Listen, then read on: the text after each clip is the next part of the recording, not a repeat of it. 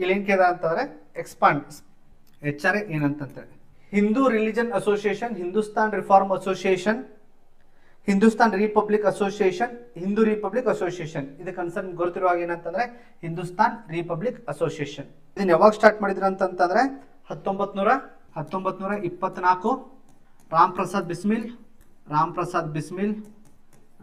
ಬಿಸ್ಮಿಲ್ ಮತ್ತು ಅಶ್ಫಾಕ್ ಉಲ್ಲಾ ಖಾನ್ ಇವರಿಬ್ರು ಸೇರಿ ಏನ್ ಮಾಡಿದ್ರು ಅಂತಂದ್ರೆ 1924ರಲ್ಲಿ ಇದು ಕ್ರಾಂತಿಕಾರಿಗಳು ನಿಮ್ಗೆ 1928ರೊಳಗಡೆ ಇದಕ್ಕೆ ಯಾರು ಸೇರ್ಕೋತಾರ ಅಂತಂದ್ರೆ ಚಂದ್ರಶೇಖರ್ ಆಜಾದ್ ಮತ್ತು ಭಗತ್ ಸಿಂಗ್ ಸೇರ್ಕೋತಾರೆ. ಭಗತ್ ಸಿಂಗ್ ಸೇರಿದ ತಕ್ಷಣ ಏನಾಗತ್ತಂದ್ರೆ ಇದು HSRA ಆಗತ್ತೆ.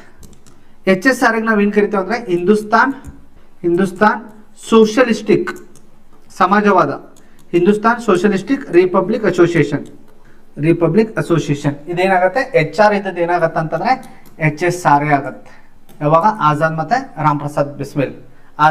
ಮೈ ಆಜಾದ್ ರಹೂಂಗಾ.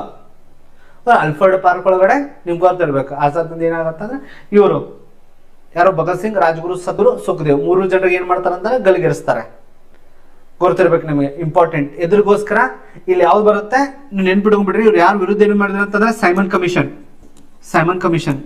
ಏನಾಗುತ್ತೆ. ಸೈಮನ್ ಕಮಿಷನ್ ಅಲ್ಲಿ ಲಾಲಾ ಲಜಪತ್ ರಾಯ್ ಪೆಟ್ಟು ಬೀಳುತ್ತೆ. ಸೈಮನ್ ಕಮಿಷನ್ ಅಂತಂದ್ರೆ ಇಲ್ಲಿ ಯಾರು ಇಂಡಿಯನ್ ಪ್ರಾಬ್ಲಮ್ಗೋಸ್ಕರನೇ ಭಾರತ ಒಳಗಡೆ ಆ ಟೈಮಿಗೆ ಏನೇನೇನು ಪ್ರಾಬ್ಲಮ್ಗಳಿದಾವೆ ಅದರ ಬಗ್ಗೆ ಅಧ್ಯಯನ ಮಾಡ್ಲಿಕ್ಕೆ ಸಮಿತಿನ ಏನ್ ಮಾಡಿತ್ತು, ರಚನೆ ಮಾಡಿತ್ತು. ಅದರಲ್ಲಿ ಯಾರು ಭಾರತೀಯರೇ ಇದ್ದಿದ್ದಿಲ್ಲ.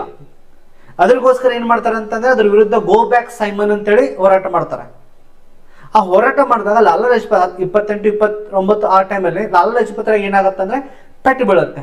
ಪೆಟ್ಟು ಬಿದ್ದು ಏನಾಗತ್ತೆ ಅಂತಂದ್ರೆ ಅವ್ರದ್ದು ಡೆತ್ ಆಗತ್ತೆ. ಅದೇ ಸೇಡ್ ದುರ್ಸ್ಕೊಳಕ್ಕೆ ಏನ್ ಮಾಡ್ತಾರೆ ಅಂತಂದ್ರೆ ಇವ್ರು ಸಂಚು ಮಾಡ್ತಾರೆ. ಭಗತ್ ಸಿಂಗ್, ರಾಜಗುರು, ಸುಖದೇವ್ ಮಾಡ್ತಾರೆ, ಸಿಕ್ಕಾಕೊಂಡ್ಬಿಡ್ತಾರೆ. ಅವ್ರು ಮುಂದೆ ಮರಣದಂಡನೆ ಆಗುತ್ತೆ. ನೀವು ಅದನ್ನ ಇತಿಹಾಸ ಓದ್ತೀರಿ.